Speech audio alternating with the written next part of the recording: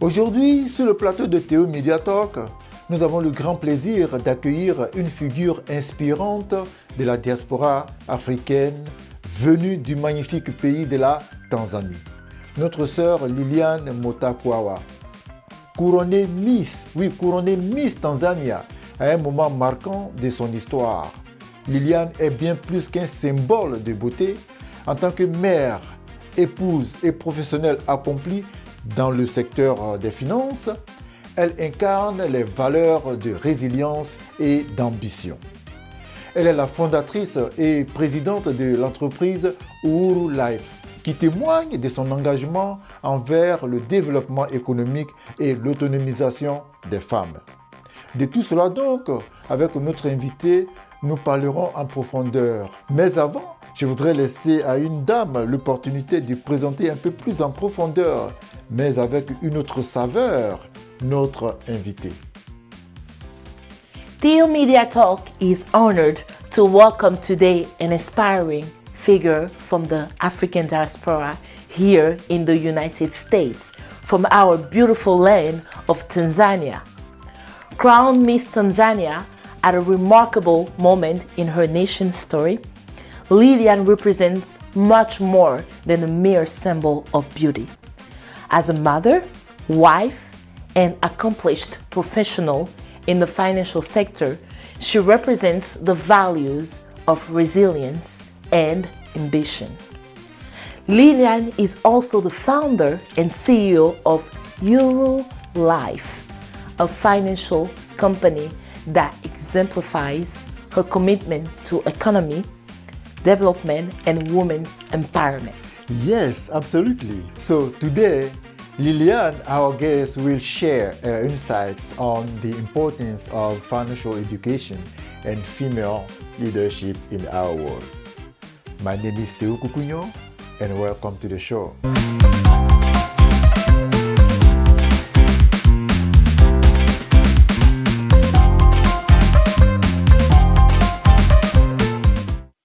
Hello, Liliane. Thank you for being on the show. Hello, Mr. Theo. Thank you for having me. So, before we get into this show, could you introduce yourself to our public? Absolutely. My name is Liliane Mutakiawa, and now I'm married. I am Liliane Mutakiawa Krasowski. Je suis de Tanzanie, and I'm so excited to be here sharing my story with everybody that's watching. Yeah. I have 2 children. I'm a proud mom of 2 toddlers. My son is 3.5, and my daughter is 1.5. And I grew up in the beautiful country of Tanzania. And then I went to a boarding school in Kenya. Oh, in Kenya, okay. So I spent most of my life between Kenya and Tanzania, until I migrated to the U.S. Yeah, I mean, we're really happy to have you here on this show. So, Liliane, why did you leave your country to come to the United States? I came here to be a student. I came here as a teenager and went to college here and studied nursing. My parents always wanted me to go overseas for better education, better life, the American dream. Wow. So here we are. So when you got here from your country, what was your feeling being in the United States for the very first time?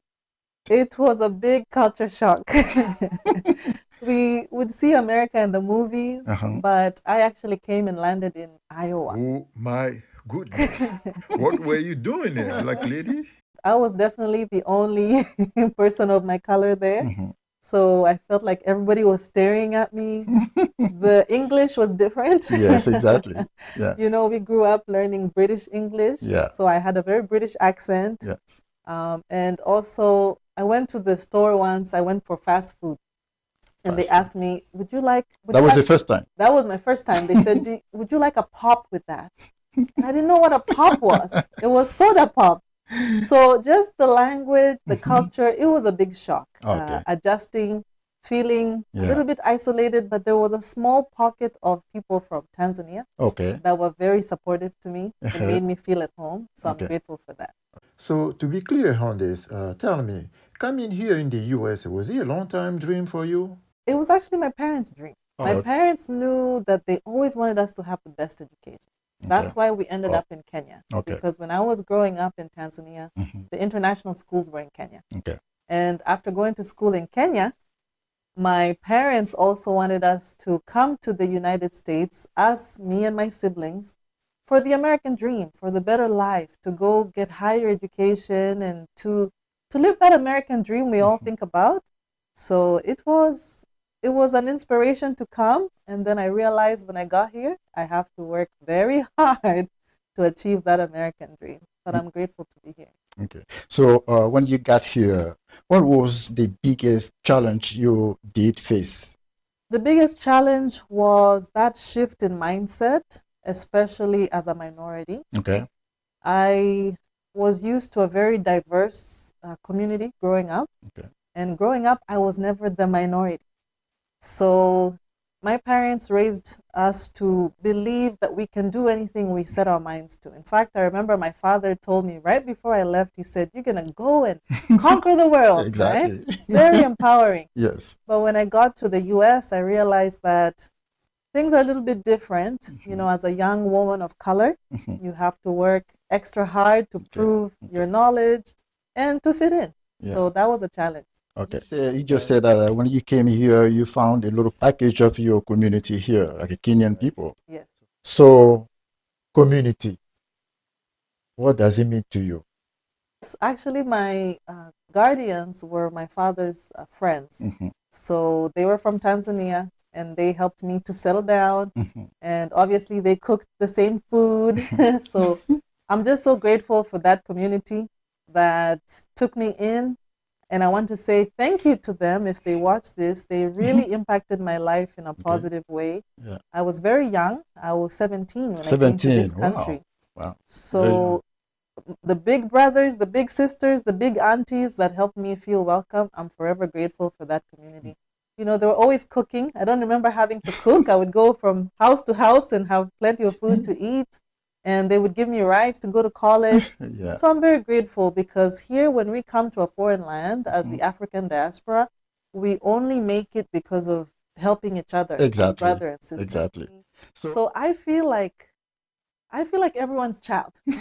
Everyone has had a hand in helping me succeed and in taking care of me, and I'm so grateful. And because of that, I want to pass that forward to other people who are new in the community, new in America, and give them that feeling of being home, even away from home. Okay. So you came here as a student, as you said before, right? So you went to school, you got all your degrees, but the big challenge here for African immigrants is to be legal. So how did you manage that part? Yes, I actually went to school to be a registered nurse. As you know, there was a big shortage of nurses, and they were allowing nurses to get their green cards by working in different hospitals. So I actually relocated from the Midwest, Iowa, here to California, and I worked at a hospital in downtown Oakland for over 14 years. Over 14 years? Yes. And nursing was my real passion, just serving the community once again, any way to give back, to help, to inspire people to take better care of themselves. I love that career. It really helped me get acclimated in the U.S., and that's how I was able to transition into my residency here. Back to your country yet? Yes. Okay. I've been back several times. My family is my mom, my dad, my siblings, they're in Tanzania. So I don't go enough, but I'd like to go more. So I've been back, and Tanzania is beautiful. It's beautiful. Zanzibar is beautiful. Yes. So the last time I went, I was able to visit Zanzibar with my younger brother, did all the water excursions, and it's a beautiful place. Yes. And I think going back helped me appreciate it more. Yes. When I grew up there, I took it for granted. Yes. But when I visit now, I feel like a tourist, and I enjoy it even more. And how would they see you when you go back? You're from the United States. Oh my goodness. You're coming from the United States, and not just the United States, Yes. California. Yeah. So they treat you like a celebrity. And obviously they expect you to have a lot of money. Exactly. So you have to take back the gifts and, help people feel like, okay, their daughter has returned from the United States, right? Yeah. So yes. Okay. It looks like you have a business. Absolutely. You own a business. Yes. So let's talk about your company. What did motivate you to found Uru Life, your company? My true motivation is my parents. Your parents. Ever since we were young, my parents never worked for anyone. They Oh. always ran their own business. Their own business. They were business owners in the music industry. They were music producers. So we have that business in our blood. So like father, like daughter. Like father, like daughter, like mother, like daughter. Daughter. And funny enough is my father did not want us to be in business. He wanted us to become doctors, engineers, get a regular job that's Yes. not too stressful. Exactly. And I told him that's impossible. We have Exactly. business in our blood. Yes. So in this country, I've actually tried quite a few businesses, and I won't go through them all. Otherwise, we'll be here forever. But I now have a financial business, and my priority is to fight financial ignorance in the African diaspora and inspire us to believe that we can actually build wealth for ourselves and for our children. Exactly. Uru Life. That's right. Yes. Actually, what is it about exactly? Uhuru, we say, change your life and find peace of mind. Uhuru means freedom. Freedom. Uhuru is the Swahili word for freedom. Okay. And I believe that we all are put on earth not just to work and die. And as you know, when you're an immigrant, you know, we as the African diaspora are some of the most hardworking communities. Yeah.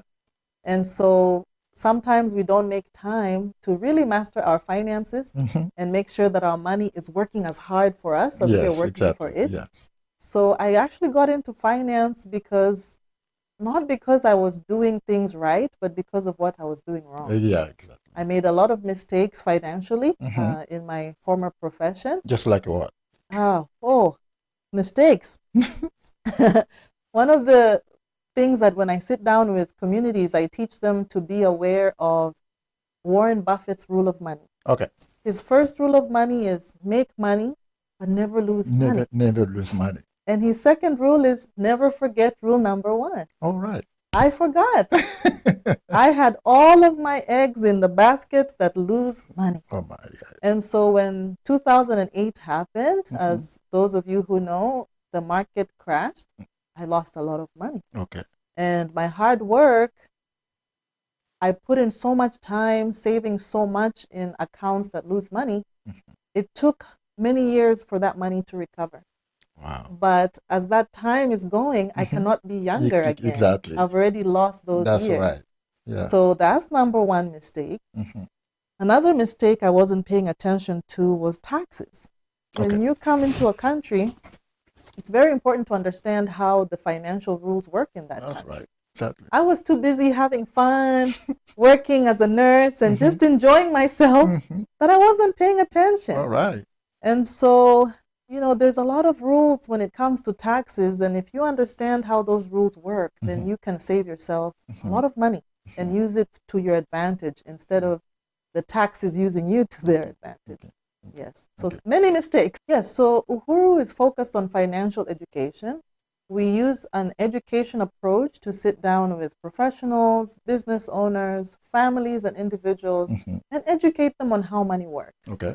We then find out what are their goals. What are their short-term goals when it comes to finance? Their mid-term and long-term goals.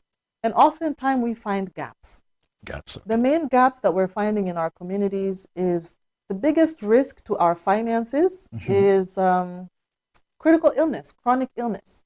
When these hit people in our communities, whether they're professionals, they're doing very well, they're established, we see that they're ending up bankrupt. Yes. They're ending up using crowdfunding, GoFundMe, the merry-go-rounds that we have in our communities, the susu, the chama. And it's not an effective way for our communities to stay ahead financially. So as Uhuru, we show them financial solutions. We have access to some of the top financial companies in the country that provide a lot of portfolios that many people in our community don't know about. Exactly. So once we educate them, we're able to set them up correctly to cover the gaps that they have. Okay. So you talk about taxes, you talk about financial services in general. So what is on your list? What type of services Uru Life does offer. Yes. Our services include retirement services, Okay. life insurance services, college funds for children, long-term care benefits, and many more. The tax part is more about using accounts that give you tax advantages. Okay. Many of the people in our communities, what we see is we're using a lot of tax later accounts where we are positioning ourselves to actually potentially pay more taxes than we have to. So even though we're not necessarily focused on filing taxes, we're not a tax group or accounting group, but we can guide clients on how to put their money in vehicles that will allow them to take advantage of taxes. Okay. Yeah. Very soon it's going to be a taxes time. Yes. Right? Our favorite time of year. Tax season. I really want to understand this. Why is retirement plan essential for members of African diaspora, Lilian? Oh, it's so essential because most of us don't think about it. African people, when they come here, they just want to make money and go back, That's right? That's the main idea. That's right. So now you're talking about the retirement. Yes. So tell us a little bit. It sounds so far away. Exactly. Right? But I can relate because when I started working as a nurse, I was 21 and making good income and living in America, in California, retirement. Exactly. Why do I need to think about that? Exactly. But retirement comes faster than you realize. Exactly. And if let's think about it for a moment. If you live in California, maybe you need 100,000 a year. Okay. Let's just use 100,000. It's an easy number. Yes. 100,000 to live. Now you're making 100,000 for 30 years, and then you retire. Now, how do you save enough to have 100,000 to live on for the rest of your life? Wow.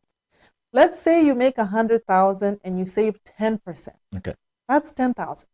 10,000. 10,000. It'll take you 10 years to save 100,000.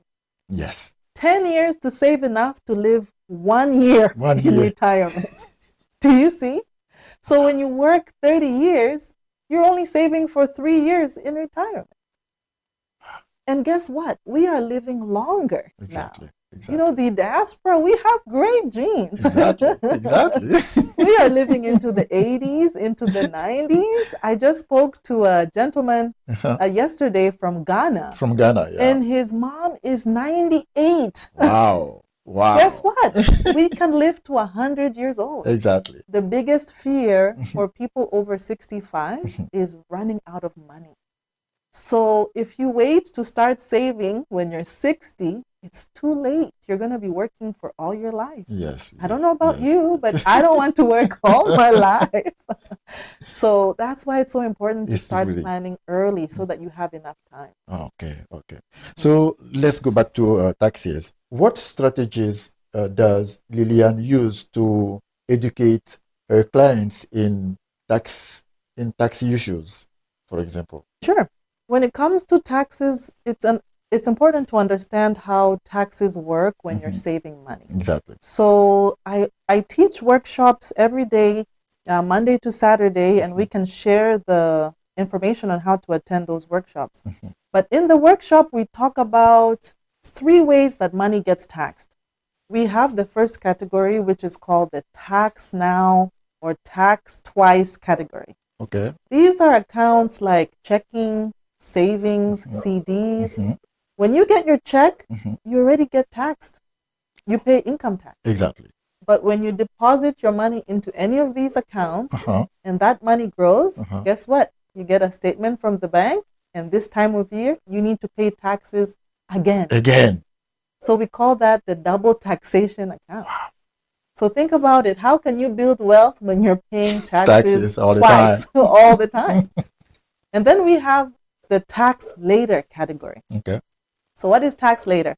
Tax later applies to retirement accounts such as the 401ks, the 403bs, individual retirement accounts, IRAs.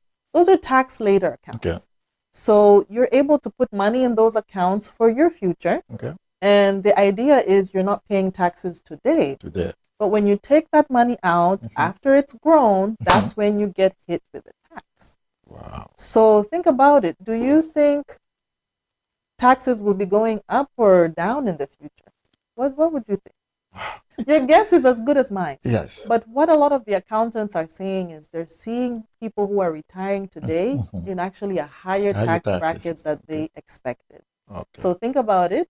If you're waiting to pay taxes later when they're higher, now you're ending up paying more than you would have if you just paid it when it was lower. Wow. Wow. Then the last category of taxes is tax advantage. Advantage. So what's tax advantage? You take your money today, you pay taxes on it today. Once you put it away and you grow it, you never have to worry about paying taxes ever again. Again.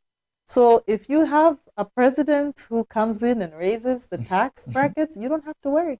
You already took care of your taxes. Really? So what we try to do is shift more people from the tax twice and tax later categories and help them diversify into the tax advantage, where they don't have to worry about paying again taxes in the future. Wow. Yes.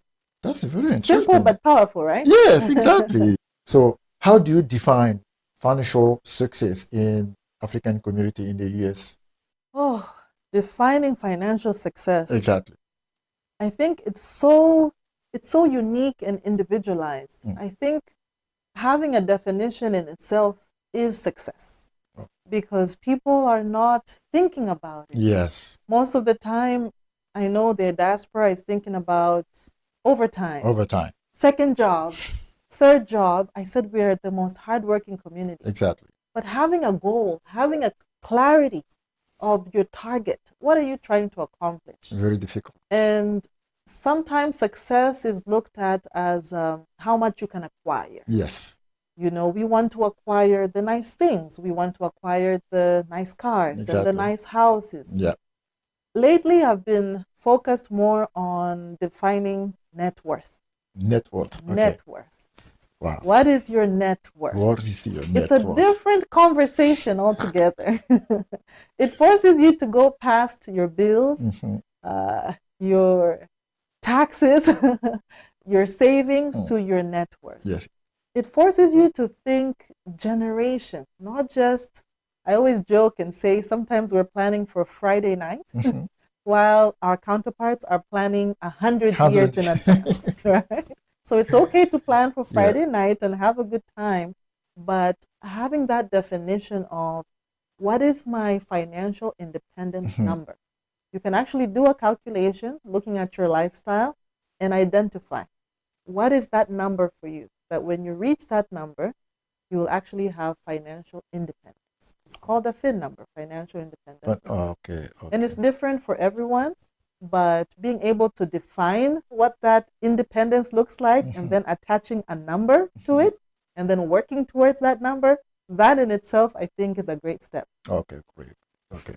So beside taxes and retirement, what else you offer your business? Actually, my biggest passion is what I call living benefits. Living benefit. Living benefits. What is it about? So when I was a nurse, I worked in the intensive care unit. Okay. And what I realized is in this country, in many countries, with all that we're doing, there's a lot of stress with the way we're eating, the immobility. Exactly. Critical illness and chronic illness are very high. So things like heart attack, stroke, cancer, being on dialysis. Okay. These are health issues, very big health issues. and finance are deeply connected. Okay. The number one reason people are finding themselves in a financial crisis is because of a health crisis. Wow. So we're finding that what happens when you can't work? You're not bringing in income. Guess what? You need to pay the bills for all the things we've acquired, the house, the cars. And the bills don't stop. The landlord still wants you to pay rent, even if you had a heart attack. It doesn't care. It doesn't care. So what do you do next? Hopefully you have a savings. The savings is depleted within 1, 2, 3 months. Okay. What next? The community, African diaspora, we're very community oriented. Exactly. So we come together and we try to raise money to help our brother, help our sister. Exactly. Maybe we raise 20,000. How long does that last? Yes. 2 months, 3 months. What next? This is why I'm so passionate to talk to our communities about living benefits. Living benefit. There's a special kind of life insurance that allows a client, if they suffer an illness like a stroke or heart attack, they don't have to die like the old life insurance for them to use that living benefit. Okay. They will actually get a check while they're still alive. Wow. We actually had this happen just recently. There's a lady who's been diagnosed with cancer, quite serious cancer. Okay. And thankfully, she had life insurance of $1 million. Wow.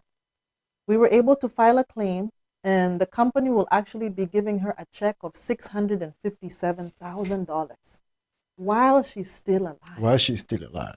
So she's able to use that money for anything. Anything. Imagine the difficulty that she's facing emotionally in her health, and then to add embarrassment to reach out to the community to try and beg for money. I call it begging because that's what it is. Exactly. Right? Yeah, it's begging. It's begging. Don't get me wrong. It is begging. It is begging. She doesn't have to go through that. Yes. She can get the best treatment and just focus on recovering and taking care of her family. So I'm finding that living benefits are not very well known in the diaspora, and that's why I want to spread the message of people learning about it. Wow. That's great. That's great. So is it a living trust? That's the same thing? That is actually different. Different, or living trust. So what is it about? So that's one of your service, right? Yes, we've actually partnered up with some attorney groups that can help clients to set up a will and a living trust. Okay. So I call that your voice. Okay. Your voice. See, when you drop dead here in America, what happens is there's a process where your assets are frozen. Okay. And then your loved ones need to go through a court process in order to obtain those assets. That process is called probate court. Okay. So if you have surviving loved ones, children, a spouse, even charities, you want your hard work to be used for what you intended it, not for the government, right? So if you have a will, you have a trust, and your family is going through the probate process, the judge, the attorneys, they're able to look through that will, through that trust, and honor your wishes. So that is your voice when you're no longer able to speak for yourself. Yes. So Lilian, how the African community does impact your business? In other terms, are we as African part of your clients? Oh, absolutely. Actually, a majority of my clients are from the diaspora. They are from the diaspora. Okay. Yes. Okay. Kenyans, Ethiopians, people from Ghana, Nigeria, Cameroon, a few from Ivory Coast, Cote d'Ivoire, Tanzania. You know, I am so grateful because our communities, we tend to learn by word of mouth. So because of that, a majority of us tend to be either in the healthcare field, the security industry, maybe hair. Those are the main areas that we go into. Now that some of us are transitioning into the financial arena, it's actually opening up the eyes of the community to think about finance. Whereas before we were not thinking very much about finance. So most of my clients are actually from African diaspora. Yes. Okay. And what is the feedback from them? Oh, the feedback has been positive and also mixed. You know, when you talk about money, sometimes people will rather talk about anything than money. Don't talk about money. I love talking about money. I know how to say money in many languages. Exactly. L'argent, dinero, money, right? Pesa. Yes. So I want people to become comfortable talking about money. Yes. And then when you talk about life insurance, that's even, don't talk about that, right? Because it's taboo in our culture. It's taboo. They don't want to die. Correct. But you know what I'm finding? The people who have life insurance, they're not the ones dying. Yeah, actually, yeah. The ones who are the ones who don't have it, because then all of us are left trying to raise money for them, right? Yes. So yes, a lot of positive feedback to encourage us to continue the message, but also some discomfort and some mixed feelings, right? So, Lilian, just tell us a little bit about your day at work. I mean, you get up in the morning, and then what happened? What's the next?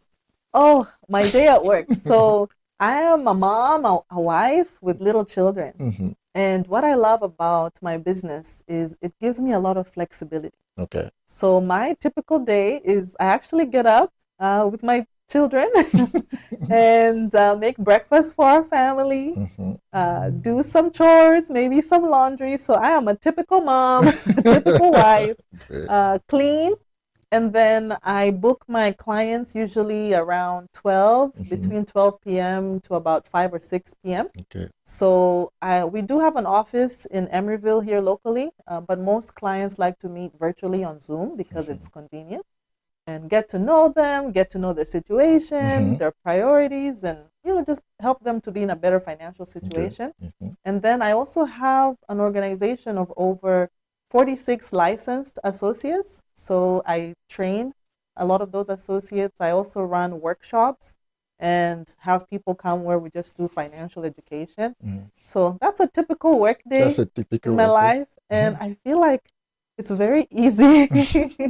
I was so used to going to the hospital, clocking in and working 12-hour shifts as a nurse. Mhm. And now I've transitioned to being my own The, boss. so now you're not doing the nursing anymore? Correct. Okay. Yes, I was Okay. able to retire early Retire from early. nursing in 2020, in the heat Wow. of the pandemic. After how many years? 14 years. 14 years. Yes, Wow. yes. Wow.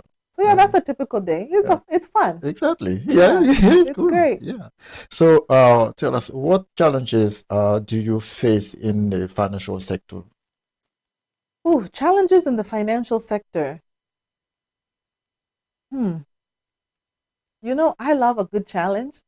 So it's hard for me to identify challenges, but like I said, when it comes Like to, some difficulties, I mean, what we go through. yeah, I think Yeah. the biggest challenge depends on the community that you're educating. Yeah. Yeah.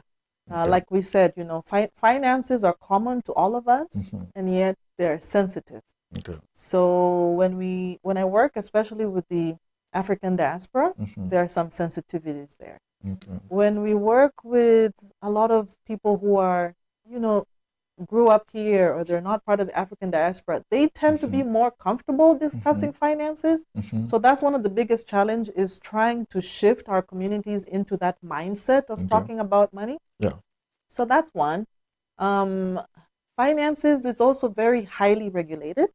So making sure that we're compliant, we're staying up to date with what's going on with the current affairs, with the economy.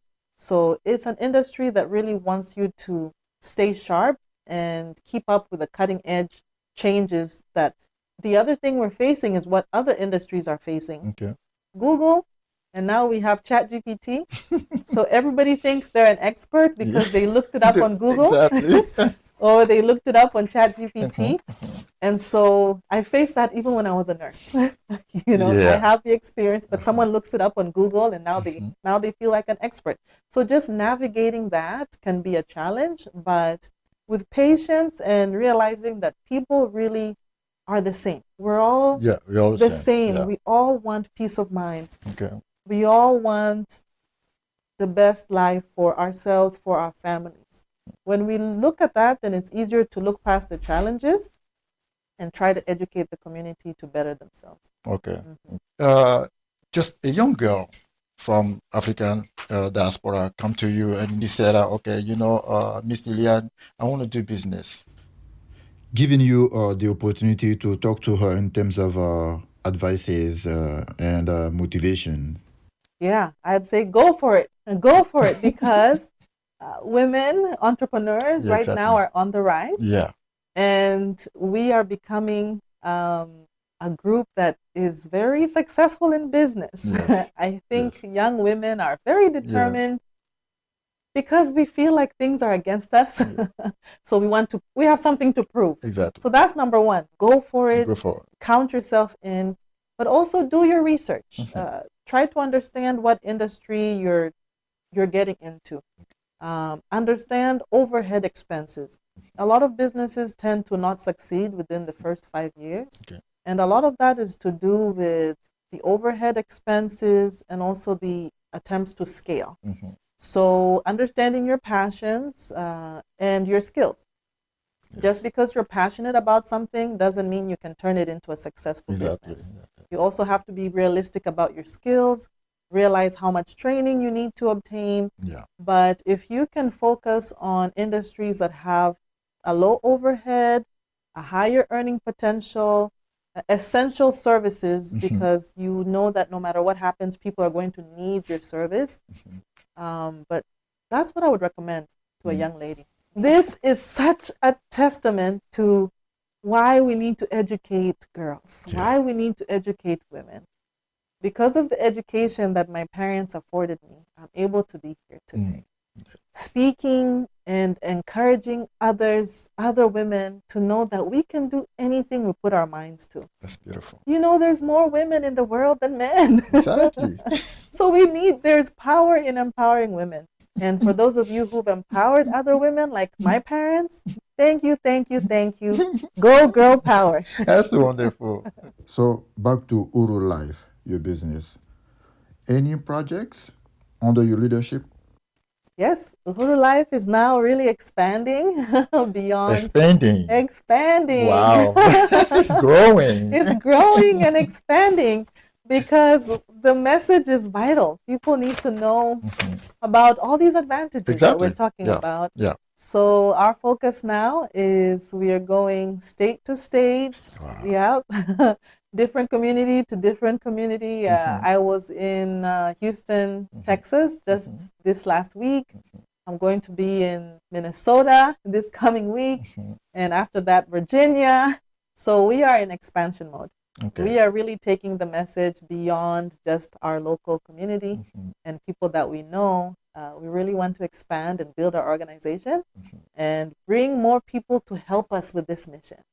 There's not enough of us in finance, and the more of us that can come into it, the easier it will be to bring in a bigger harvest. Wow. Yes.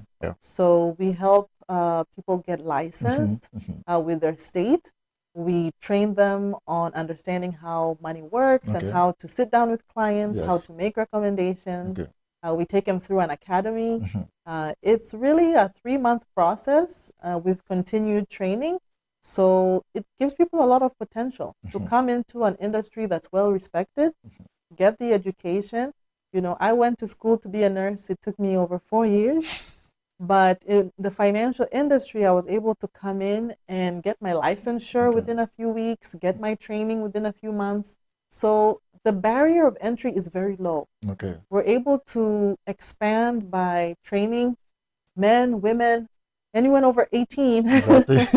Although most of our teams are, older, but anyone over 18 who can get a license and is willing to learn and be coachable, we're expanding to all 50 states, and that's where we are now. Lillian, thank you so much for being here, and we are coming to the end of this show. So let me hear your last word. Oh, thank you for having me. This was such a pleasure. Thank you for creating a platform for the diaspora to really talk together, be inspired, whether it's all the topics you've had on your show have been powerful. I need to learn French so I can understand all of them. But my words would be to the African community: believe that you deserve to have the wealth that you desire. Believe that you deserve to have the life that you desire. Let's spread positivity and encouragement. Let's share with each other what works. Let's not create doubt in one another, but let's push each other forward so that together people can look and say, wow, the African diaspora is really making some great big noise here in the U.S. and doing things that are meaningful. Thank you so much. Thank you so much, Lillian. I mean, it was a great pleasure. And I think it's not going to be the last time. Absolutely. Okay. I'd love to come back if you let me. No problem. Good job, Mr. Theo. Wow, that was great. That was great. Wow, what a great ending. What a great ending. Thank you so much, Lillian. Thank you for coming up on show. Great personality. And as I said before, it won't be the last time. We will meet again, okay, on this show. All right? Okay, thank you so much.